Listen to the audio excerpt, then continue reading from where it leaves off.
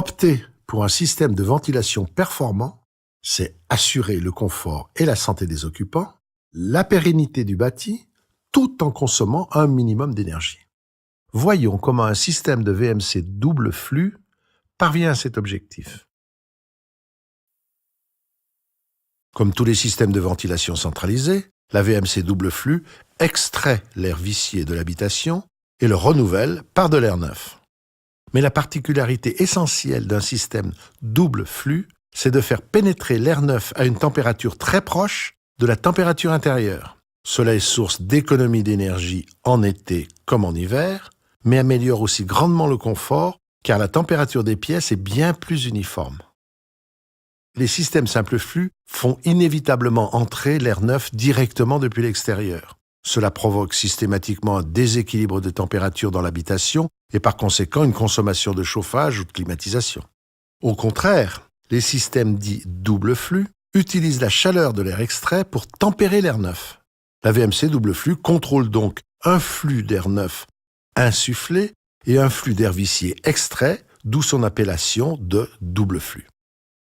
L'installation est un peu plus complexe qu'un système simple flux, mais bien plus économe à l'utilisation. Aujourd'hui, la VMC double flux est le système de ventilation le plus adapté aux bâtiments à basse consommation, dit BBC.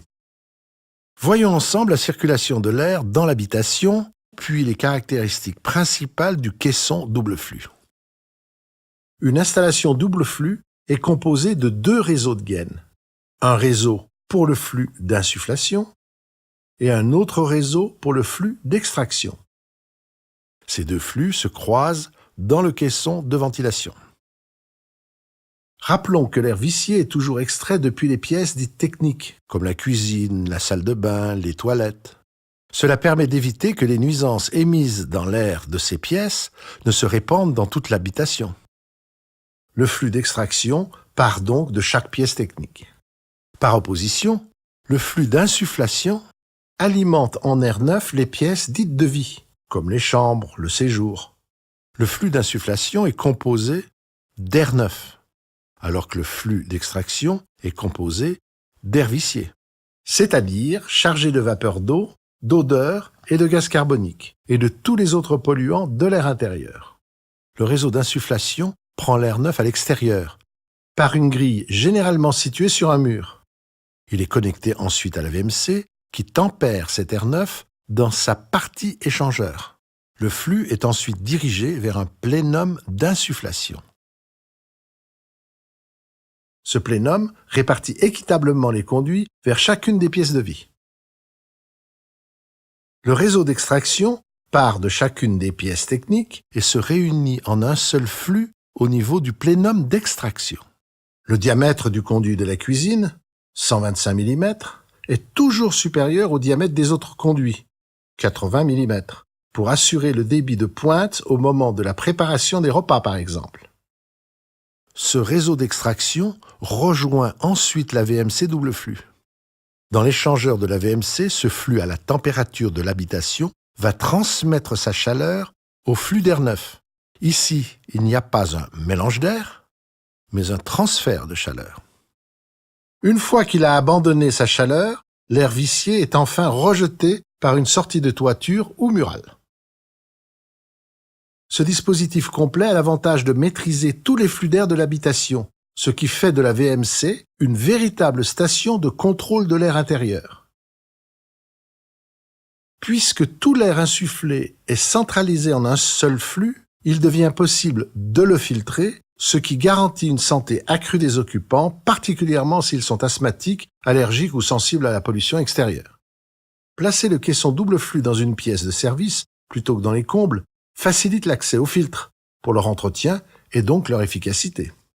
Avant même de regarder de près le caisson, notons que le bon fonctionnement de l'installation dépend de plusieurs critères. Le choix de l'emplacement de chaque plénum est déterminant pour limiter les longueurs de gaine et les accidents de parcours. En effet, les branches qui partent du plénum doivent être le plus équilibrées possible, c'est-à-dire de longueur le plus égale possible et avec un minimum d'accidents de parcours. Chaque élément générant des pertes de charge comme les coudes et les rétrécissements, freinent la propagation du flux. La recherche du parcours le plus court réduit la longueur de gaine à installer, mais réduit aussi la consommation électrique du ventilateur qui équipe le caisson. L'isolation des gaines est indispensable pour obtenir les meilleures performances d'une part et éviter les condensations éventuelles d'autre part. Le flux d'air vicié qui entre dans la VMC doit apporter un maximum de chaleur, donc l'intégralité du parcours doit être isolée. Si le plénum d'extraction n'est pas un plénum isolé, alors il faudra l'isoler. L'air neuf, mis à la température dans le caisson double flux, ne doit pas être refroidi le long de son parcours. L'isolation de l'intégralité du parcours est donc requise.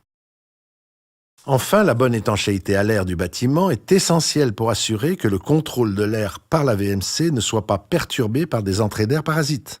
Dans la configuration double flux, aucune prise d'air extérieure n'est ménagée dans les menuiseries. Et c'est la meilleure étanchéité qui doit être recherchée. Un bon indice de perméabilité mesuré par un test d'infiltrométrie est une des conditions à respecter pour optimiser le fonctionnement du système. Le système double flux s'adapte au fil des saisons. En hiver, la fonction de l'échangeur permet de limiter considérablement les besoins de chauffage liés à la ventilation. En été, la journée, l'air neuf est rafraîchi dans l'échangeur. La nuit, lorsque la température extérieure chute, l'air neuf entre directement sans récupérer la chaleur de l'air intérieur extrait.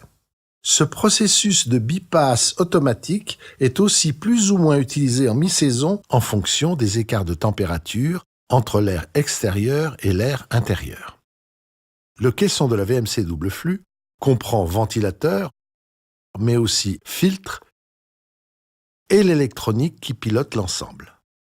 C'est principalement l'efficacité de l'échangeur qui caractérise une VMC double flux. La VMC Ideo est équipée d'un échangeur atteignant 92% d'efficacité. C'est-à-dire que 92% de la différence entre la température extérieure et intérieure est restituée. Le recours à des modèles avec échangeur à 60% est certes moins onéreux, mais fait chuter les performances de l'ensemble du système.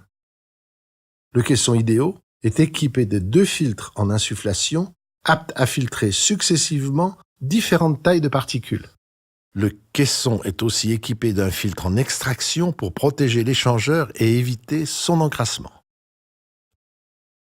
La télécommande radio permet de garder un contrôle visuel permanent, à portée de main, sur l'ensemble de l'installation, de la programmation et sur l'état des filtres, des piles, du bypass.